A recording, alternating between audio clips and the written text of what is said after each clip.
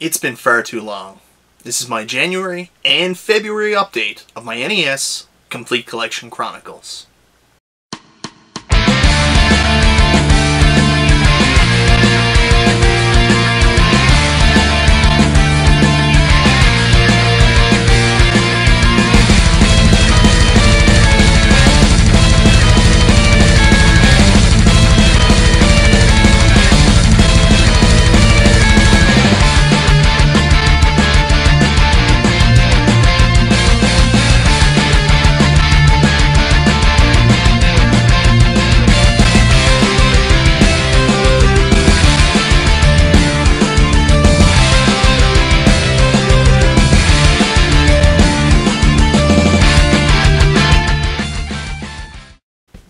Hey guys, welcome back to my NES Complete Collection Chronicles. I know it's been an extremely long time since I've done one of these, and it's getting to the 3-month mark now, so I've got a lot to show you. That's why I'm going to be showing you everything I picked up in January and February in this video. So there's going to be a lot of games. First game I want to show you is actually one that was donated to me. I did a local thing here where we have a local game trades page on Facebook, and I posted up my list of games I needed, and I got an amazing response. So everything I'm going to be showing you today is from that group, basically all these great guys that, I don't know if they follow me on YouTube, but anyways, I know them through Facebook, through the Game Trades page, and some of them were really cool. The first one was actually a donation, and I'm really sorry about this, man. I don't know if you watched my videos or not, but I can't remember your name now, and I couldn't find the post where I said thank you or the message you sent me. I think your name was Robbie, but I could be wrong. Anyways, he saw my post, he realized he had a game there that I needed, contacted me, he's like, do you want to pick it up? I was like, sure, absolutely. When I showed up, I said, what do you want? And he said, no, I'm just here to donate it to the cause, man. Really cool, because he went out of his way and drove and met me to drop off the game. I didn't even have to go pick it up. So anyways, thank you so much. That game is Indiana Jones and the Temple of Doom. It's a 10-gen release. I'm going to be honest, I didn't have very high expectations for Indiana Jones and the Temple of Doom, but surprisingly, it's not an unfun game. Now, it's not spectacular by any means, but certainly it has some very fun elements that I really enjoy. It's almost got like a Moonwalker type thing going around where you have to go around and rescue all the kids within the caverns. Actually pretty fun. Easy to get lost, easy to get frustrated like I did in the second level, but you know what? Not a bad game. Then another one of the Game Trades guys that actually has been amazing to me in the past, he's actually donated some games for my collection, contacted me. He had 9 games I needed, which at this point, you know, when you're over 500, and 9 games is a lot for one person to have that you might need. He contacted me and he said, hey, you know, I've got these 9 games, do you want to trade me something? I'm collecting GameCube stuff. Anybody that knows me, I don't buy anything I already have. Even if it's a good deal, I'll just leave it there, so I didn't have any doubles. And I said, well, can I just buy it? And he said, sure. He gave me an amazing deal, so thanks a lot, Paul. Let me show you what Paul gave me. First up is Karate Champ. This game is not good. Karate Champ by Data East is a really, really bad game. I mean, there's not a lot of really good qualities. You play this one-on-one fighting style, which really isn't that interesting. Graphically, it's not fantastic, and the music isn't so good either, so I can understand why I've waited so long to pick this game up. Next up is a game based on a TV show that I've actually never watched, and I didn't know what to expect when I plugged it in, but it turned out very fun and very similar to something I like in another great NES game. That is Classic Concentration. So I know a lot of you already jumped on this. Classic Concentration is basically a match game, and it's very similar to the match game that's in Super Mario Bros. 3, which I actually really love, and I love memorization.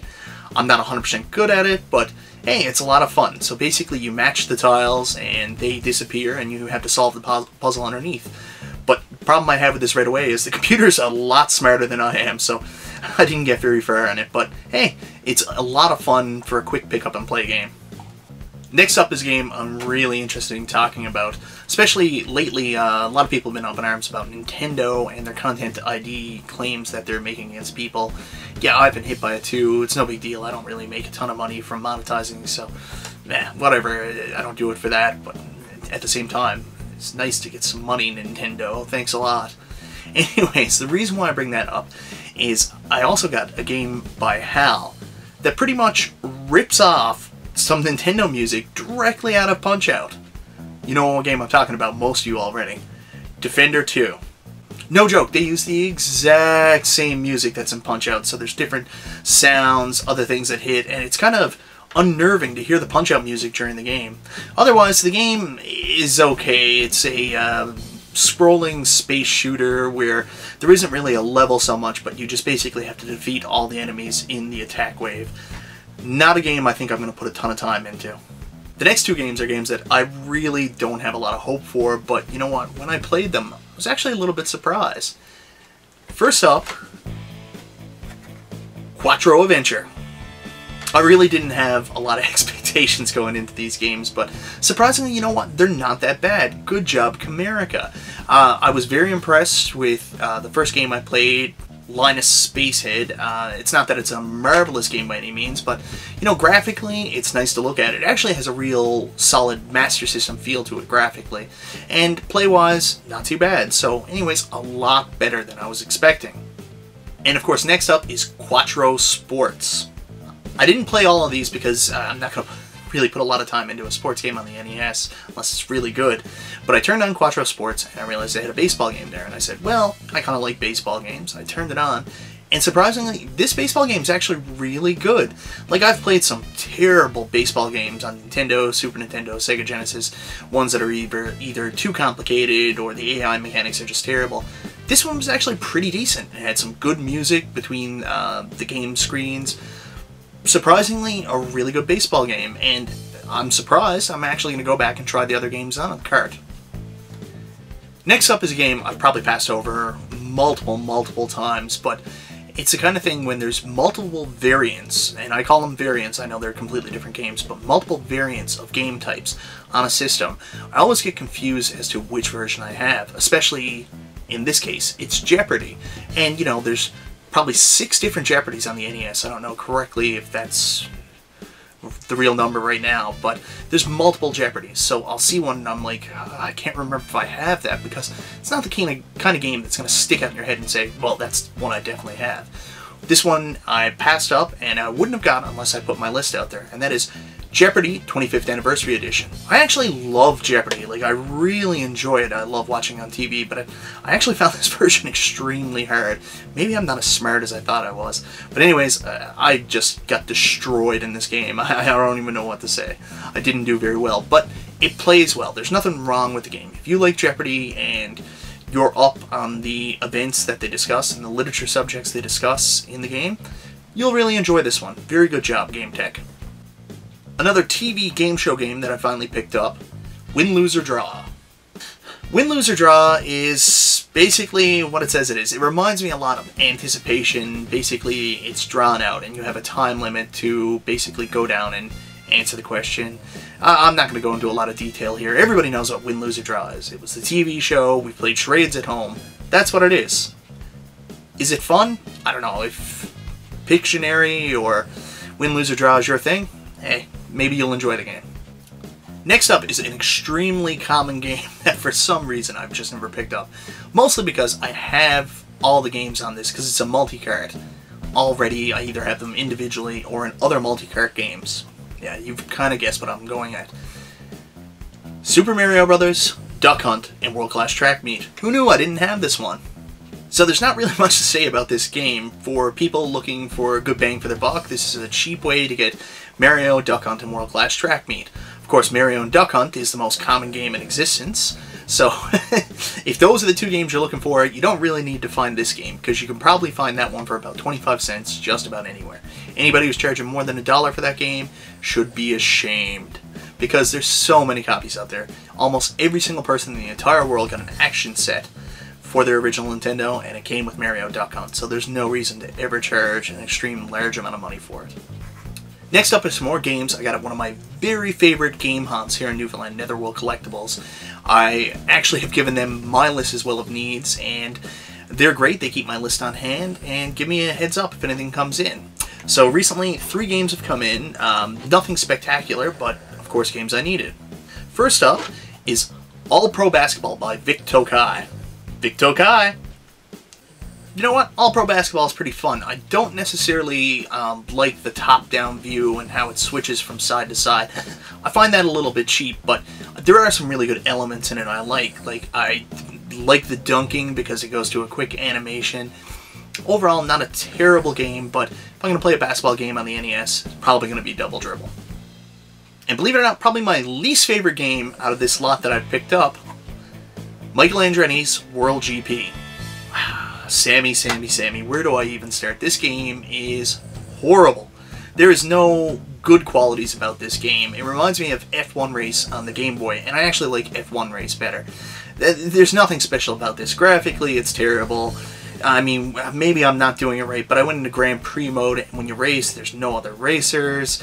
The screen is very generic, and actually there's no music at all. It's just the sound of the car humming like it's going to burst my eardrum. It's just bzzz. I do not like this game. This is one that's going to sit on the shelf and probably never be played again. Next up is a game I'm actually surprisingly impressed with. Not saying that it's a fantastic game like one of those legends, but you know what? It was a lot more fun than I thought it was going to be. Super Glove Ball. I'm going to be honest here now, I'm actually playing with the controller on this version. I didn't really want to break out the Power Glove and the adapters to try this out. But you know what? With the controller, this is a pretty fun game. It's a pretty basic scenario, basically a weird take on Pong. Pong and Breakthrough, actually. But you know what? It's actually fun. I found myself expecting that I was going to turn it on and just play to record some footage really quickly. Ended up finding myself addicted to the game and continuing to play more and more. So, Super Glove Ball, you know what? Surprisingly, not a bad game. Fun dynamic. And of course, like usual, I saved the best for last. So when I told you about earlier, when I posted my list on this Game Trade page, I had a lot of people telling me that they had games I needed, which were common games, and I really appreciated that. But I had one guy who contacted me, and he said, "Hey man, I got some games for you, but they're not easy to find, and they're a little pricey. Would you be interested?" And of course I said, "Yeah, sure, I'm always interested," because I have no self-control, obviously. So he told me that he had 2 rare games. He asked me what I'd give them for them. I researched, I gave him a very fair price, but unfortunately it was lower than what he had spent on them. And, you know, I felt horrible, but I could only pay so much. I mean, you know, they're available other places, Amazon, eBay. I'm not going to pay more than that to get them, obviously. But he came back and he said, "You know what, man? For you, absolutely, I'll do it." So, thank you so much, Glenn Sampson. I truly appreciate this. I'm so excited to have 2 of these games finally in my collection. First up is one I'm extremely excited about, and I'll give you a little spoiler here now. I own all 3 versions of this game, and this is easily my favorite version of it. Battletoads Double Dragon. Oh yeah! What's not to like? It's Battletoads and Double Dragon. In my opinion, I don't know what it is specifically. This obviously isn't the best graphically produced version of the game. But so far, this is my favorite version of the game. I don't know what it is, but I guess just the NES dynamic. I find this game the easiest to play and the most enjoyable. And I'll be honest, I played this game on the Super Nintendo, Sega Genesis, and I'm terrible. I can't get past the first level. But with this game, I'm more compelled to play it, and I enjoy it more. I guess it's the nostalgia of actually playing Battletoads and Double Dragon back on the original NES. Fantastic game. If you've played Battletoads or you played Double Dragon, you know what you're getting here, and it's extremely fun and very cool to find. And last but not least, a rare game, and in my opinion, you know what? It's a pretty good game. It's just not as good as its namesake, I guess is the best way to put it. A lot of people expect something different. Contra Force. What's to say? It's Contra Force. So a lot of people immediately say, wow, that's an amazing game to have, but it's not a good game. I'd actually like you to go into this with a clear mindset, because you know what? Contra Force is actually pretty fun. But it's easy to dismiss it because it by no means is Contra. Not even a little bit. It has a completely different play mechanic, so don't go into it with the expectation that you're getting a Contra game here. You're not. You're getting a game with Contra-like elements that plays very, very different. But at the same time, you know what? It's a good game. Is it challenging? Yeah, it's really hard, and people get frustrated by that too, but you know what? A really fun game, and one I found myself playing a ton of. Now, do I like it as much as Contra or Super C? Of course not. But it's still a very, very good game. So guys, that's everything I picked up this time. That's 14 new games. Last time, I had 553 games, which brings me to 567 NES games, right around that 75% mark. So very, very exciting. Before I go, I did want to mention one other thing, just a little update. One of my really good friends here on YouTube, and I talked to him on Facebook a bit too, Scott Zientech. I know I've probably said that wrong, Scott, I'm sorry, but a lot of people know him better as Grimsy42. You've seen him in, you know, the Game Chaser video. I think he did a video with, I can't remember, the video game seller guy, Scott. And he also did something with Retro Liberty at one time. Anyways, the reason why I'm bringing him up is Scott actually is also going for a complete NES collection, and he's decided to do something very similar. He's going to be showing his progress in completing his NES collection. He's called it The Quest for NES. So do me a favor, go check Scott out. He's a really nice guy, and you know what? I've got a lot of NES games, but he's got a lot of really cool stuff. Scott's got, like, at one point he had 2 box little Samsons, so definitely go check this guy out. Anyways, guys, that's everything from me this time around. It's Michael B. the Game Genie, and as always, thanks for watching.